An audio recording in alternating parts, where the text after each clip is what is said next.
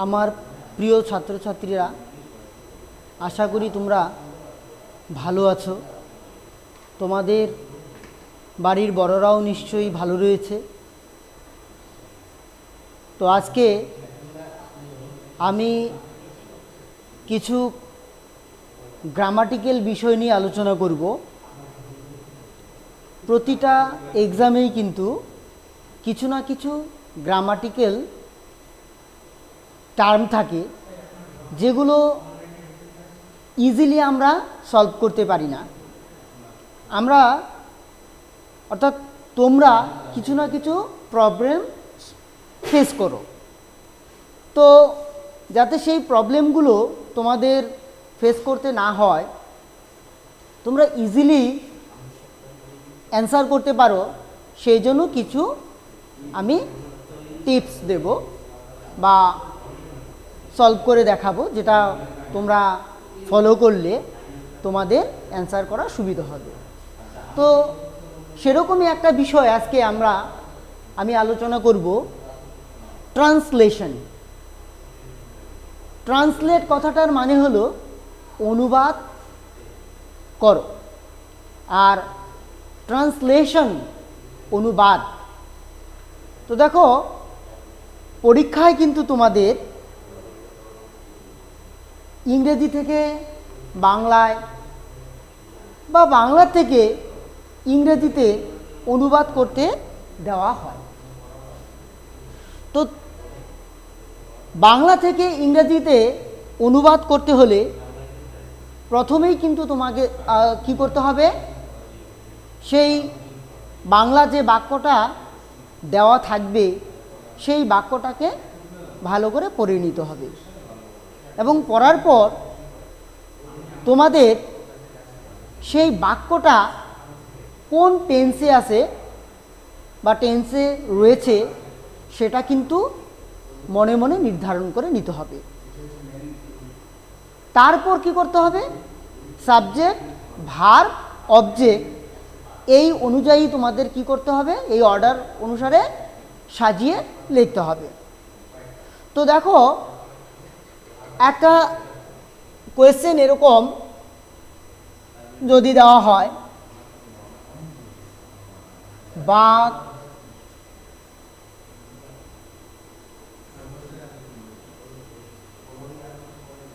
হিংস্র প্রাণী, তাহলে এই বাক্যটাকে যখন আমরা বা তোমরা ইংরেজিতে ট্রান্সলেট করবে, কি করতে হবে, এখানে দেখো বাঘ হিংস্র প্রাণী। প্রশ্ন করব আমরা, কে হিংস্র প্রাণী? অ্যান্সার আসবে বাঘ। তাহলে সাবজেক্ট ধরবো আমরা এটাকে। তাহলে প্রথমে কি বসে, সাবজেক্ট। তাহলে এখানে আমরা লিখব দা টাইগার, লিখলাম। এবার দেখো, এখানে যে বাক্যটা রয়েছে আমরা কিন্তু কোনো ক্রিয়াপদ দেখতে পাচ্ছি না। বাঘ হিংস্র প্রাণী, এটা একটা স্টেট, বর্ণনা বোঝাচ্ছে। তাহলে যেহেতু এখানে ভার্ব নেই, সেহেতু আমাদের কি করতে হবে, বি ভার্বের সাহায্য নিতে হবে। ঠিক আছে? তাহলে যদি প্রেজেন্টে হয় বা বর্তমানে হয়, সেই ক্ষেত্রে আমরা অ্যামিজান নিতে পারবো। আর পাস্ট টেন্স যদি হয় বা পাস্টের ইভেন্ট বোঝায়, সেই ক্ষেত্রে আমরা বি ভার্ব হিসেবে ওয়াজ ওয়ার নিতে পারবো। আর ফিউচার যদি বোঝায়, সেই ক্ষেত্রে আমরা শ্যাল উইল বি ভার্ব হিসেবে নেব। তো এখানে বাঘ হিংস্র প্রাণী এটা কিন্তু বর্তমানেই বোঝাচ্ছে। তাহলে আমরা সাবজেক্ট টাইগারের পর এখানে আমরা ব্যবহার করব ইজ। ঠিক আছে? কেন? দ্য টাইগার সিঙ্গুলার নাম্বার, সেই জন্য প্রেজেন্ট টেন্সে সিঙ্গুলার ভার্ব ইজ ব্যবহার করা হলো। তাহলে দ্য টাইগার ইজ কি, টাইগার কি, এই দেখো হিংস্র প্রাণী, এটা হচ্ছে অবজেক্ট। তাহলে আমাকে কি লিখতে হবে, এ একটা আর্টিকেল বসাইতে হবে। হিংস্র, হিংস্র শব্দটির ইংরেজি হচ্ছে ফ্যারোসিয়াস, স্পেলিংটা FEROCIOUS, ফ্যারোসিয়াস। এবার প্রাণী ইংরেজি হবে অ্যানিমেল। তাহলে বুঝতে পারলে কিভাবে করলাম, প্রথমে আমি সেন্টেন্সটা বা বাংলা বাক্যটাকে পড়লাম, পড়ার পর আমি কিছু প্রশ্ন করলাম, যেমন বাঘ হিংস্র প্রাণী, কে হিংস্র প্রাণী, কে দিয়ে প্রশ্ন করে আমি পেলাম বাঘ, তার মানে এটা হয়ে গেল সাবজেক্ট দ্য টাইগার। এবার হিংস্র প্রাণী, এখানে আমি দেখতে পাচ্ছি বা তোমরাও নিশ্চয়ই দেখছো যে ক্রিয়াপদ নেই, সেজন্য আমি কি করলাম, বি ভার্বের সাহায্য নিলাম। যেহেতু এখানে বর্ণনাটা প্রেজেন্টেই বোঝাচ্ছে, সেজন্য আমি প্রেজেন্ট টেন্সের বি ভার্ব ইজ নিলাম এখানে, এবং সাবজেক্টটাও এখানে কি আছে, সিঙ্গুলার, তার জন্য এটা সিঙ্গুলার ভার্ব হলো। তারপর কি, এই যে হিংস্র প্রাণী, এটা হলো অবজেক্ট, ইংরেজি এ ফ্যারোসিয়াস অ্যানিমেল। তাহলে এভাবে কিন্তু করতে হবে। তাহলে এরকম আরও কিছু ট্রান্সলেশন করে দেখাচ্ছি।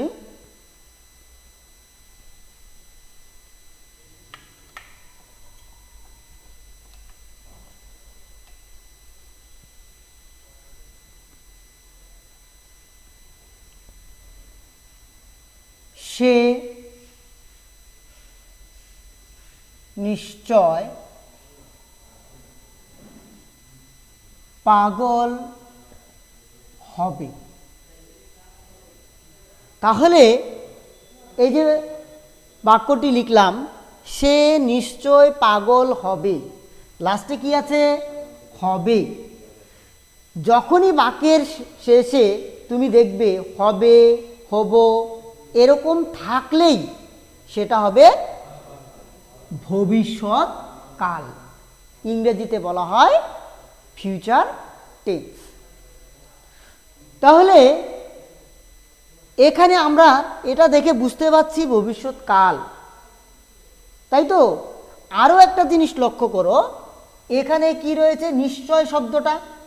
তাহলে নিশ্চয় শব্দটার যখন থাকবে বাক্যের মধ্যে, তখন ট্রান্সলেশন করার ক্ষেত্রে আমাদের কিন্তু মাস্ট এর ব্যবহার করতে হবে। মাস্ট মানে এটা হচ্ছে মডাল অক্সিলারি ভার্ব। এর আগের ক্লাসেও আমি মডাল অক্সিলারি সম্পর্কে বলেছিলাম, যেমন ক্যানের ব্যবহার সম্পর্কে বলেছিলাম। যেমন ক্যান কোনো কিছু করতে পারা, সক্ষমতা অর্থে ব্যবহার করা হয়। এরকম মে, মাস্ট, ডেয়ার, হ্যাঁ, অট টু, এগুলো হচ্ছে কিন্তু মডাল ভার্বস। তো এখানে তাহলে আমরা ওই একই পদ্ধতিতে প্রশ্ন করে করে করব। সে নিশ্চয় পাগল হবে, কে পাগল হবে, সে, তার মানে এটা কিন্তু কি সাবজেক্ট হবে। তাহলে সে ইংরেজি আমরা কি লিখতে পারবো, হি, পুরুষ বোঝাতে এটা করতে পারি, অথবা আমি শিও লিখতে পারি, অর্থাৎ ফিমেল পার্সন বোঝাতে। তোমরা যে কোনো একটা লিখবে, দুটা লেখার দরকার নেই। হ্যাঁ, এখানে সে ইংরেজি হিও হয়, আবার শি এটাও হয়। তোমাদের কি করতে হবে, তাহলে যে কোনো একটা লিখতে হবে, ঠিক আছে। আমি এখানে দুটা লিখেই দেখালাম। আচ্ছা, এবার সাবজেক্ট তো হয়ে গেল, এবার তারপরে কি বসে, ভার্ব বসে। তাহলে ভার্বটা আমি কি বসাবো, এখানে বলছে সে নিশ্চয় পাগল হবে। তাহলে নিশ্চয় অর্থাৎ এখানে মাস্টের ব্যবহার করতে হবে। তাহলে আমি বি ভার্ব এখানে বসাবো মাস্ট, ঠিক আছে। তাহলে শি অথবা কি হি মাস্ট এবার দেখো হবে, হবে অর্থে আমরা এখানে মোডাল অক্সিলারির পরে আমি এইখানে বি বসাবো। তাহলে he or she must be, মানে সে হবে, কি হবে? অবজেক্ট, অবজেক্ট হবে এই যে এটা পাগল, এটা হলো অবজেক্ট। তাহলে পাগল ইংরেজি এখানে লিখতে হবে এ ম্যাড, ম্যাড মানে পাগল। তাহলে প্রথমে আমি কি করলাম, আগে বাক্যটাকে ভালো করে পড়ে নিলাম, নিয়ে সাবজেক্ট ভার্ব সেটা বুঝে নেওয়ার চেষ্টা করলাম, টেন্সটা বোঝার চেষ্টা করলাম। তারপরে আমি কি করলাম, প্রথমে সাবজেক্ট, তারপরে নিয়ম অনুসারে ভার্ব বসালাম, তারপর অবজেক্ট বসালাম। তোমরা এভাবে করবে। আরও কিছু দেখাচ্ছি।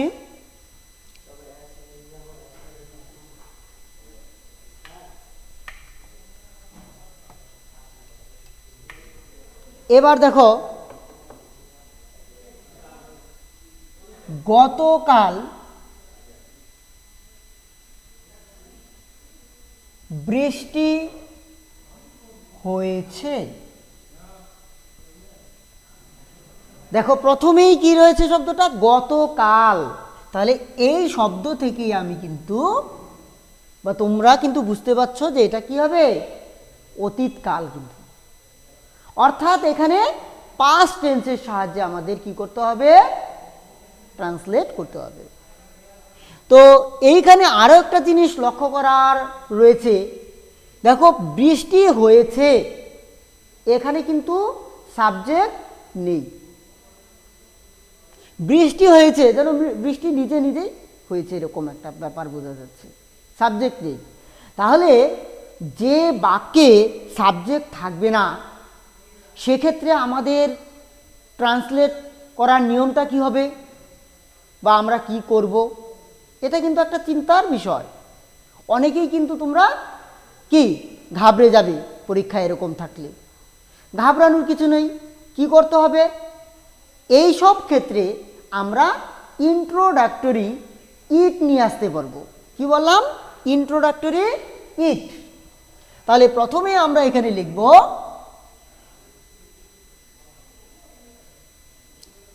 আই টি ইট, লিখলাম, সাবজেক্ট হয়ে গেল। এবার কি আছে, এবার দেখো বৃষ্টি হয়েছে, হওয়া, এটাই কিন্তু ভার্ব হিসেবে আমাদের ব্যবহার করতে হবে। তাহলে বৃষ্টি হওয়া ইংরেজি, যেমন বৃষ্টি ইংরেজি রেইন, আবার বৃষ্টি হওয়া ইংরেজি কিন্তু রেইন। তাহলে আমরা এখানে রেইনটাকে ভার্ব হিসেবে ইউজ করব। তাহলে ইট রেইন, এবার যেহেতু গতকাল বলা আছে তার মানে পাস্ট টেন্স, এবার এই ভার্বটার সাথে আমরা ইডি যোগ করে পাস্ট করে দিব। তাহলে ইট রেইন, বৃষ্টি হয়েছিল, কবে, কখন, গতকাল। তার মানে এখানে লিখবো আমি ইয়েস্টারডে। এই যে দেখো ইয়েস্টারডে, এটা কিন্তু একটা অ্যাডভার্ব। এই ইয়েস্টারডে শব্দটা আমরা প্রথমে দিয়েও করতে পারি, ঠিক আছে? তাহলে প্রথমে যদি লিখে করি তাহলে এটা কিরকম হবে, ইয়েস্টারডে ইট রেইনড। কি হবে, ইয়েস্টারডে ইট রেইনড। বুঝতে পারলে? আচ্ছা, এবার দেখো এরপর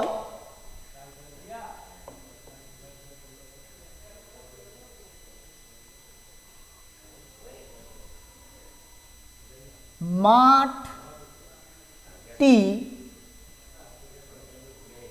ঘাসে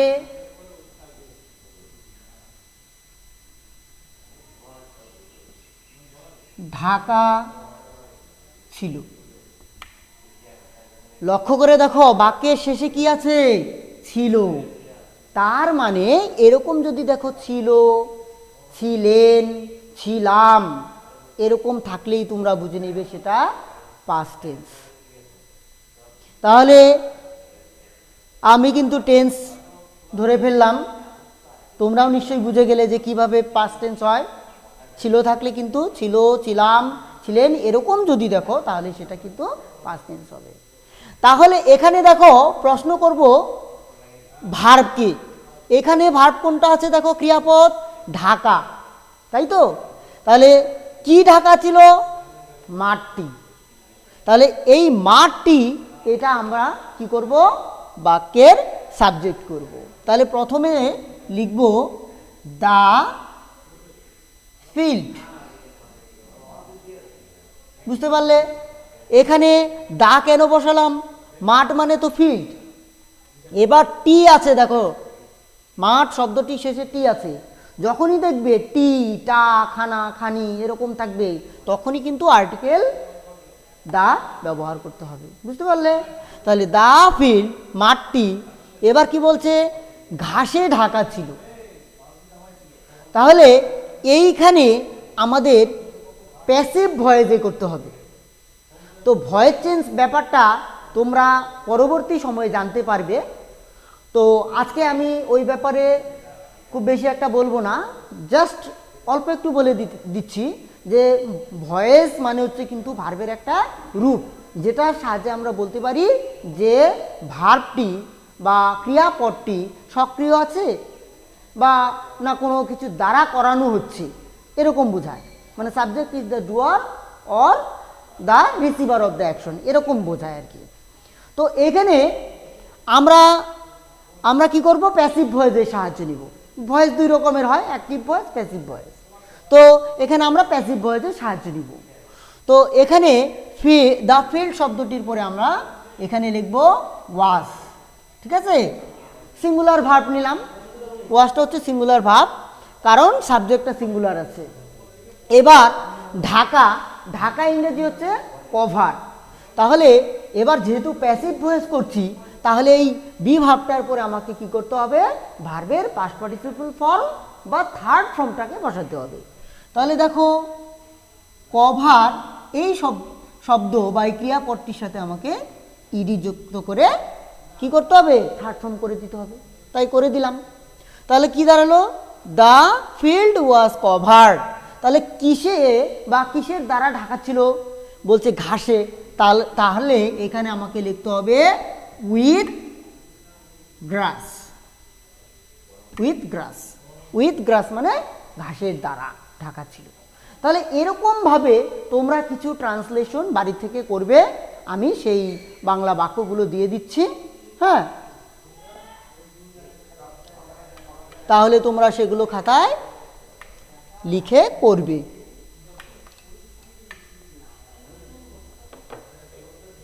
যেমন হোমওয়ার্ক 1, তোমার কি কোনো কলম আছে? নাম্বার 2,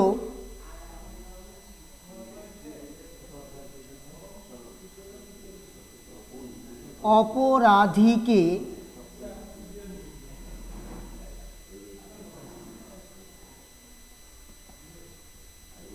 গ্রেপ্তার করা হয়েছে। হলো। নাম্বার 3, তিনি খুব ভালো লোক। 4 নাম্বার,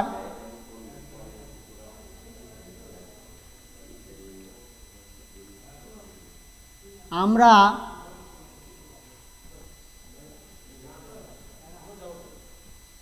বিদ্যালয়ে যাই। এই যে 4টা বাক্য দিলাম, তোমার কি কোনো কলম আছে? অপরাধীকে গ্রেপ্তার করা হয়েছে, তিনি খুব ভালো লোক, আমরা বিদ্যালয়ে যাই। এই বাক্যগুলো তোমরা ইংরেজিতে অনুবাদ করবে। আজকে ক্লাস এই পর্যন্তই।